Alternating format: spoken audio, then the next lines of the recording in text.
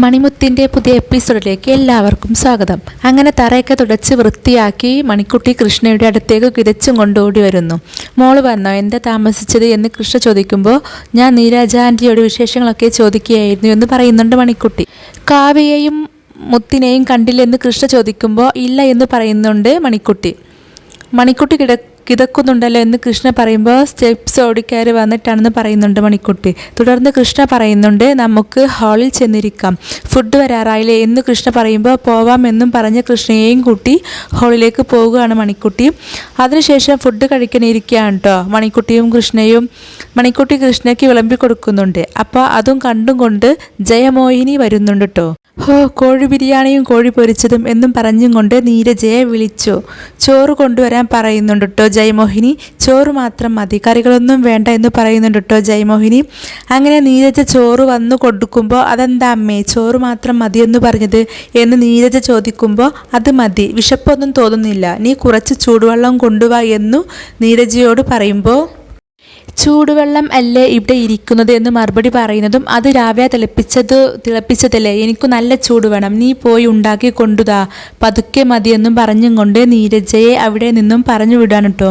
നീരജ അവിടെ നിന്ന് പോകുന്നതും മണിക്കുട്ടി കഴിക്കാനെടുത്ത ബിരിയാണി ജയമോഹിനി എടുത്തു കഴിക്കാണ്.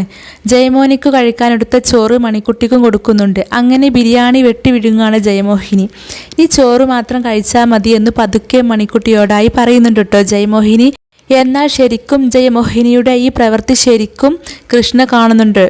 ആ നോട്ടത്തിൽ നിന്നും തന്നെ നമുക്ക് മനസ്സിലാക്കാം കൃഷ്ണക്ക് കണ്ണിന് തീരെ കുഴപ്പമില്ല. കൃഷ്ണയുടേത് ശരിക്കുള്ള അഭിനയം തന്നെയാണെന്ന്. ആ അന്ധത അഭിനയിക്കൽ ശരിക്കും ജയമോഹിനിയുടെയും ഭരത്തിൻ്റെയും തനി നിറം തെളിവ് സഹിതം തുറന്നടിക്കാനായിരിക്കും ഈ അഭിനയം. എന്തോ പറഞ്ഞെന്ന് തോന്നുന്നു എന്ന് കൃഷ്ണ പറയുമ്പോൾ ചെവിയോർത്തിരിക്കുകയായിരുന്നു. എനിക്ക് ചോറ് മാത്രം മതിയെന്നാ പറഞ്ഞത്, പ്രഷറും ഷുഗറും കൊളസ്ട്രോളും ഒക്കെ ഉള്ളതാ, നിങ്ങളെപ്പോലെ മൂക്കുമുട്ടെ തിന്നാനൊന്നും വയ്യ, പ്രായമായില്ലേ എന്നൊക്കെ ബിരിയാണി വെട്ടി വിഴുങ്ങിക്കൊണ്ട് പറയുന്നുണ്ട് കേട്ടോ ജയമോഹിനി. പാവം മണിക്കുട്ടി ഒന്നും മിണ്ടാതെ ആ പച്ചച്ചോറ് കഴിക്കുകയാണ് കേട്ടോ മണിക്കുട്ടി. കൃഷ്ണ പറയുന്നുണ്ട് നല്ല പ്രായത്തിലെ കരത്ത പൊളിങ്ങായിരുന്നില്ല, അതിൻ്റെ ബോണസായി ഷുഗറും പ്രഷറും ഒക്കെ എന്ന് പറയുന്നുണ്ട് കൃഷ്ണ. ജയമോഹിനിയാണെങ്കിൽ ചിക്കനൊക്കെ കടിച്ചു വലിക്കുന്നത് കണ്ട് കൊതിയോടെ നോക്കി നിൽക്കാതെ ആ ബിരിയാണിയും ചിക്കൻ പൊരിച്ചതുമൊക്കെ എടുത്തു കഴിക്കും മണിക്കുട്ടി എന്ന് പറയുന്നുണ്ട്. പൊരിച്ച ചിക്കൻ്റെ പ്ലേറ്റ് കൂടി തൻ്റെ അടുത്തേക്ക് നീക്കി വെച്ച് ജയമോഹിനി. മോൾക്ക് ബിരിയാണിയും ചിക്കൻ ഫ്രൈയും ഇഷ്ടമായോ എന്ന് കൃഷ്ണ മണിക്കുട്ടിയോട് ചോദിക്കുമ്പോൾ മണിക്കുട്ടി ഒന്നും മിണ്ടാതെ ആ പച്ചച്ചോറ് കഴിച്ചു കൊണ്ടിരിക്കുകയാണ്. അപ്പോൾ മണിക്കുട്ടി എന്ന് കൃഷ്ണ വിളിക്കുമ്പോഴും നല്ല ടേസ്റ്റ് ഉണ്ടച്ച എന്ന് പറയുന്നുണ്ട് കേട്ടോ മണിക്കുട്ടി. അപ്പോൾ അതേസമയം നീരജ അവരുടെ അടുത്തേക്ക് വരികയാണ് കേട്ടോ. മിണ്ടരുത് എന്ന് ആംഗ്യം കാണിക്കുന്നുണ്ട് ജയമോഹിനി. ഇതും കൂടെ കഴിക്ക് എന്ന് പറഞ്ഞ് ചിക്കൻ ഫ്രൈ മണിക്കുട്ടിയുടെ നേരെ നീട്ടുകയാണ്. ചിക്കൻ ഫ്രൈ മണിക്കുട്ടിയുടെ നേരെ നീട്ടുമ്പോൾ അച്ഛൻ കഴിക്കുമെന്ന് മണിക്കുട്ടി പറയുമ്പോൾ അച്ഛൻ തരുന്നതല്ലേ മോള് കഴിക്കുമെന്ന് കൃഷ്ണ പറയുമ്പോൾ വാങ്ങിച്ചോ എന്നും പറഞ്ഞ് ആ പീസ് ജയമോഹിനി വാങ്ങാണ് കേട്ടോ. അപ്പോൾ അത് കണ്ട് എന്താ അമ്മേ ഇത് എന്ന് പറഞ്ഞ് നീരജ ചോദിക്കുമ്പോൾ ഒന്നുമില്ല എന്ന് ജയമോഹിനി പറയുന്നുണ്ട്. ഞാൻ പച്ചച്ചോറ് കഴിക്കുന്നത് കണ്ട് ചോദിച്ചതാ, എനിക്കിതൊക്കെ മതി, പൊരിച്ചതും വറുത്തതും ഒന്നും വേണ്ട എന്ന് പറഞ്ഞ് വെട്ടി വിഴുങ്ങാണ് കേട്ടോ. മോള് ബിരിയാണി മുഴുവനും കഴിക്കണേ എന്ന് കൃഷ്ണ പറയുമ്പോൾ ആ മാംസമുള്ള ഭാഗമൊക്കെ കഴിക്ക് കൊച്ചേ, ക്യാഷ് കൊടുത്ത് വാങ്ങിച്ചതല്ലേ എന്നൊക്കെ പറയുന്നുണ്ട് കേട്ടോ ജയമോഹിനി.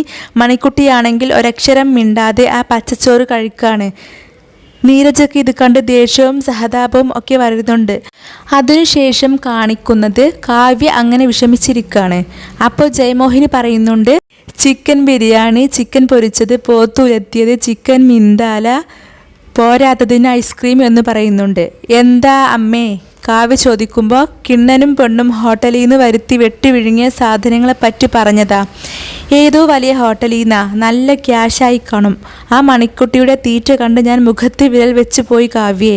അയ്യോ ഇതൊക്കെ എങ്ങോട്ട് പോകുന്നു, ചുമ്മാതല്ല പെണ്ണ് ഉരുണ്ടുരുണ്ട് വരുന്നത്. എരിപിരി കയറ്റി കൊടുക്കുന്നുണ്ട് ജയമോഹിനി. ഇവിടെ നിന്ന് ഫുഡ് ഉണ്ടാക്കി കൊടുക്കില്ല എന്ന് പറഞ്ഞു കൊണ്ടായിരിക്കും അവർക്ക് പുറത്തു നിന്ന് വാങ്ങി കഴിക്കേണ്ടി വന്നത്. ആഹാരം കഴിക്കട്ടെ, എവിടെ നിന്നായാലും വാങ്ങി കഴിക്കട്ടെ എന്ന് പറയുന്നുണ്ട് കാവ്യ. പക്ഷേ നീയും മുത്തും അനുഭവിക്കേണ്ട ക്യാഷാണല്ലോ അവനെടുത്ത് ചിലവാക്കുന്നത്. എന്ന് ജയമോഹിനി പറയുമ്പോൾ എന്തെങ്കിലും ആവട്ടെ അമ്മ, എനിക്ക് ഒരാളുടെയും ഒരു വകയും വേണ്ട എന്ന് പറയുന്നുണ്ട് കേട്ടോ കാവ്യ. എന്നാലും കസേര നീക്കിയിട്ട് രണ്ടിൻ്റെയും കൂടി തീറ്റയും കൂടിയും ഒന്ന് കാണേണ്ടതായിരുന്നു. അയ്യോ എന്തൊരു കഴിപ്പായിരുന്നു എന്ന് പറയുന്നതും അത് കേട്ട് നീരജ അങ്ങോട്ടേക്ക് വരുന്നുണ്ട്. അതിനാരാ അമ്മയെ കഴിച്ചത് എന്ന് ചോദിക്കുമ്പോൾ ഞെട്ടുന്നുണ്ട് ജയമോഹിനി. അവർ ചിക്കൻ ബിരിയാണി വാങ്ങിച്ചില്ലെന്ന് ജയമോഹിനി ചോദിച്ചപ്പോൾ വാങ്ങി, മണിക്കുട്ടിക്കുള്ള ബിരിയാണി അമ്മ കഴിച്ചില്ല എന്ന് നീരജ ചോദിക്കുമ്പോൾ ഞാനതിൻ്റെ കോണിൽ നിന്നും ഒരു നുള്ളു വായിൽ വെച്ചതിനാണോ നീ ഇങ്ങനെ പൊലിപ്പിച്ച് പറയുന്നത് എന്ന് ജയമോഹിനി ചോദിക്കുമ്പോൾ ഞാനത് കൃഷ്ണേട്ടനോട് പറയാതിരുന്നത് അതിൻ്റെ പേരിൽ ഒരു വഴക്ക് വേണ്ട എന്ന് വിചാരിച്ചിട്ടാണ് എന്ന് പറയുന്നുണ്ട് നീരജ. അപ്പോൾ കാവ്യ പറയുന്നുണ്ട്, എന്താ അമ്മേ ഇത് നാണമില്ലേ, ഇത്രയും പ്രായമായില്ലേ, മണിക്കുട്ടിയുടെ പാത്രത്തിൽ കൈയിടേണ്ട കാര്യം എന്തായിരുന്നു അമ്മയ്ക്ക് എന്ന് കാവ്യ ചോദിക്കുമ്പോൾ അവളുടെ മുഖത്ത് നോക്കുമ്പോൾ എനിക്ക് ആ രാധികയുടെ മുഖം ഓർമ്മ വരും. അന്നേരം അവൾ നിന്നെ ചതിച്ചല്ലോ എന്നോർക്കും. അങ്ങനെ എൻ്റെ മോളെ ചതിച്ചവർ വയർ നിറയെ ഭക്ഷണം കഴിക്കേണ്ട എന്ന് തോന്നി. ഇതൊരു അമ്മയുടെ വാശിയാണ് എന്നൊക്കെ ജയമോഹിനി പറയുമ്പോൾ ഞാനും ഒരമ്മയല്ലേ, എന്നെ ചതിച്ചത് രാധികയും മണിക്കുട്ടിയും ഒന്നുമല്ല, കൃഷ്ണയാണ്. എന്നോട് ഉത്തരവാദിത്തം അവർക്കല്ല, കൃഷ്ണക്കാണ്. അതോർക്കുമ്പോഴേ എൻ്റെ മനസ്സ് നീറുന്നതെന്ന് പറയുന്നുണ്ട് കാവ്യ. അപ്പോൾ ജയമോഹിനി പറയും, ആ നീറ്റൽ മാറാൻ കൃഷ്ണ ഇവിടെ നിന്ന് പോകണം. അവൻ പോകണമെങ്കിൽ മണിക്കുട്ടി ഈ വീട്ടിൽ നിന്നും പോകണം. അതിനുവേണ്ടി ഞാൻ അവളുടെ പാത്രത്തിൽ കൈയിട്ട് വരും, അവളെ പട്ടിണിക്കിടും, എന്തും ചെയ്യും എന്ന് പറഞ്ഞും കൊണ്ട് ജയമോഹിനി അവിടെ നിന്നും പോവുകയാണ്. അതിനുശേഷം കാണിക്കുന്നത് മണിക്കുട്ടി ഒറ്റയ്ക്കിരുന്ന് എന്തൊക്കെയോ ആലോചിച്ചിരിക്കുകയായിരുന്നു. അവിടെ മറ്റാരുമില്ല എന്ന് ഉറപ്പ് വരുത്തിയതിനു ശേഷം ഒരു ഗ്ലാസ് ജ്യൂസുമായി മണിക്കുട്ടിയുടെ അടുത്തേക്ക് നീരജ് വരുന്നുണ്ട്. മണിക്കുട്ടി മോൾക്ക് വിശക്കുന്നുണ്ടോ എന്ന് ചോദിക്കുമ്പോൾ ഇല്ല എന്ന് പറയുന്നുണ്ട് മണിക്കുട്ടി. കുറച്ച് പച്ചച്ചോറല്ലാതെ ഒന്നും കഴിച്ചില്ലല്ലോ. മണിക്കുട്ടിക്ക് വാങ്ങിയ ബിരിയാണി മറ്റുള്ളവരല്ലേ മൂക്കുമുട്ടെ കഴിച്ചത്. മനുഷ്യപ്പറ്റില്ലാത്ത ആളുകൾ. കൃഷ്ണേട്ടനോട് പറയേണ്ടതായിരുന്നു. ബിരിയാണി ശകലം പോലും മോൾക്ക് കഴിക്കാൻ കിട്ടിയില്ല എന്ന് പറയുമ്പോൾ അയ്യോ പറയല്ലേ ആൻറ്റി, ഞാൻ കഴിച്ചില്ല എന്നറിഞ്ഞാൽ അച്ഛന് വലിയ വിഷമമാവും, അതുകൊണ്ടാണ് കഴിച്ചു എന്ന് പറഞ്ഞത് എന്ന് മണിക്കുട്ടി പറയുമ്പോൾ നാളെയായാലും ഇതുതന്നെയല്ലേ അവസ്ഥ. കൃഷ്ണേട്ടൻ മോൾക്ക് വേണ്ടി ഓരോന്നും ഓർഡർ ചെയ്യും, മറ്റുള്ളവർ നാണമില്ലാതെ വെട്ടിവിഴുങ്ങും എന്ന് നീരജ പറയുമ്പോൾ പോട്ടെ നീരജ ആൻറ്റി, ആഹാരമല്ലേ കഴിച്ചോട്ടെ എന്ന് പറയുന്നുണ്ട് മണിക്കുട്ടി ഇങ്ങനെ കഷ്ടപ്പെടുന്നത് കാണുമ്പോൾ എനിക്ക് വിഷമം. ഇത്രയും നാളും സ്നേഹിച്ചും ലാളിപ്പിച്ചും പെട്ടെന്ന് ഇങ്ങനെ കഷ്ടപ്പെടുത്താൻ നോക്കുന്നത് കണ്ടിട്ടാണ് എനിക്ക് അതിശയം എന്ന് പറയുന്നുണ്ട് കേട്ടോ നീരജ. അപ്പം മണിക്കുട്ടി പറയുന്നുണ്ട്, മുത്തശ്ശിക്ക് എന്നോട് പണ്ടേ ദേഷ്യമാണല്ലോ. മുത്തശ്ശിയാണ് കാവ്യാൻറ്റിയെ കൊണ്ട് പറഞ്ഞ് ചെയ്യിപ്പിക്കുന്നത്. കാവ്യാൻറ്റിക്ക് മനസ്സുകൊണ്ട് സ്നേഹമുണ്ട്, അത് കാണിക്കാൻ മുത്തശ്ശി സമ്മതിക്കാത്തതാണ് എന്നൊക്കെ മണിക്കുട്ടി പറയുമ്പോൾ അപ്പോഴും കാവ്യയെ കുറ്റപ്പെടുത്താൻ മണിക്കുട്ടിക്ക് ആവില്ല എന്ന് പറയുന്നുണ്ട് നീരജ. മോളെപ്പോലെ എന്നെ സ്നേഹിച്ചതല്ലേ, അതൊരിക്കലും മറക്കാൻ പാടില്ല എന്ന് പറയുന്നുണ്ട് മണിക്കുട്ടി. ഈ നന്മ കാവ്യേച്ചി തിരിച്ചറിയുന്ന സമയം വരട്ടെ എന്ന് ഞാൻ പ്രാർത്ഥിക്കുന്നുണ്ടെന്ന് നീരജ പറയുന്നതും കാവ്യേച്ചിയും അച്ഛനും സ്നേഹിക്കുന്ന കാലം വരട്ടെ എന്ന് പ്രാർത്ഥിക്കുക ആൻറ്റി എന്ന് പറയുന്നുണ്ട് മണിക്കുട്ടി.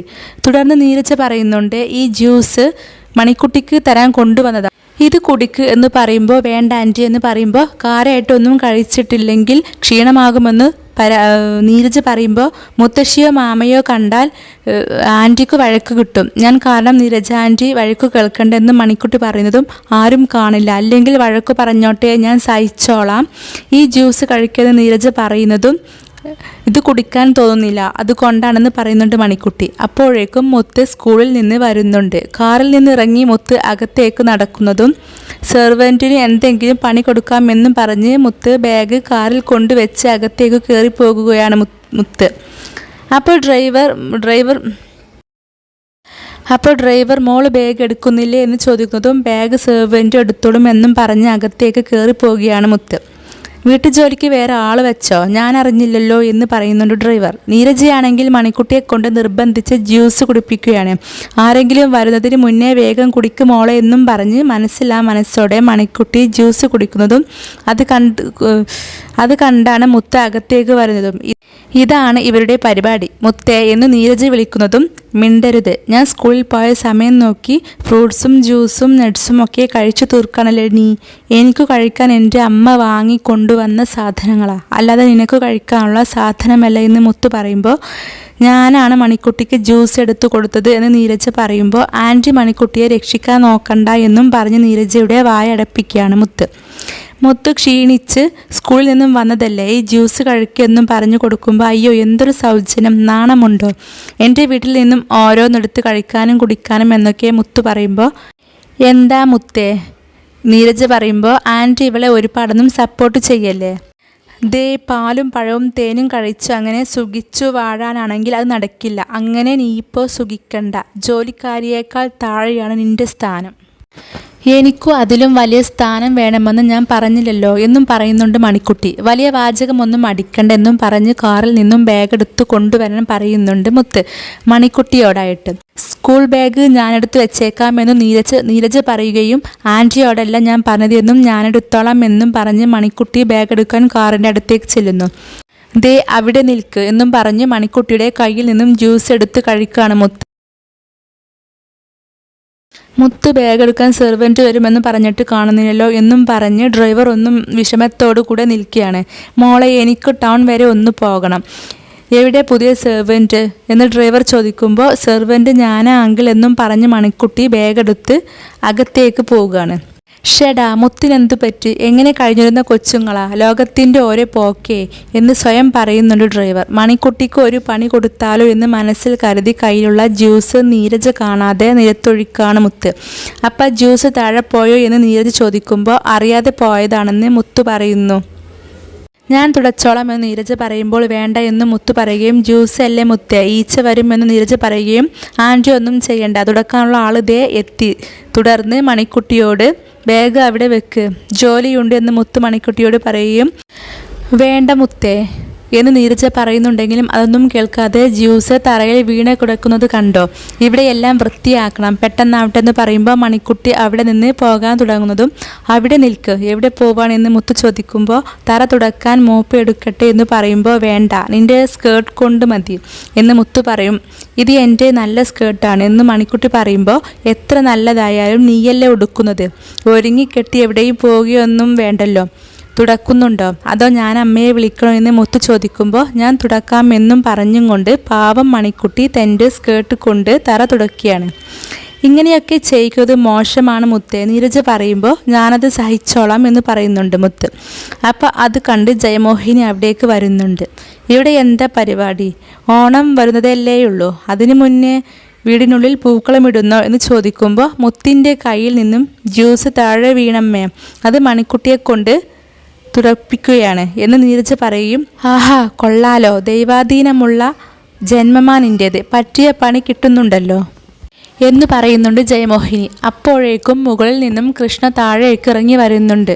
മോളെ മണിക്കുട്ടി എന്ന് കൃഷ്ണ വിളിക്കുമ്പോൾ അടുത്തേക്ക് ഓടിച്ചെന്ന് കൈ പിടിച്ച് സോഫയിൽ ഇരുത്തുന്നുണ്ട് കൃഷ്ണയെ. 4 മണിയായല്ലോ, മുത്ത് സ്കൂളിൽ നിന്ന് വന്നില്ലേ എന്ന് കൃഷ്ണ ചോദിക്കുമ്പോൾ മിണ്ടരുത് എന്ന് ആംഗ്യം കാണിക്കുന്നുണ്ട് മുത്ത്. വരാറായിട്ടുണ്ടാകും അല്ലേ, മണിക്കുട്ടിക്കറിയാലോ മുത്തിന് മോളോട് നല്ല ദേഷ്യമുണ്ട് എന്ന് പറയുന്നുണ്ട് കൃഷ്ണ. അത് കേട്ട് ദേഷ്യത്തോടെ നിൽക്കുന്ന മുത്തിനെയും കാണിച്ചും കൊണ്ടാണ് ഈ എപ്പിസോഡ് അവസാനിക്കുന്നത്. അങ്ങനെ മണിമുത്തിൻ്റെ സൂപ്പർ എപ്പിസോഡുകളാണ് ഇനി വരാനിരിക്കുന്നത്. ഈ റിവ്യൂ ഇഷ്ടപ്പെട്ടെങ്കിൽ ലൈക്ക് ചെയ്യാനും സബ്സ്ക്രൈബ് ചെയ്ത് സപ്പോർട്ട് ചെയ്യാനും മറക്കല്ലേ. താങ്ക്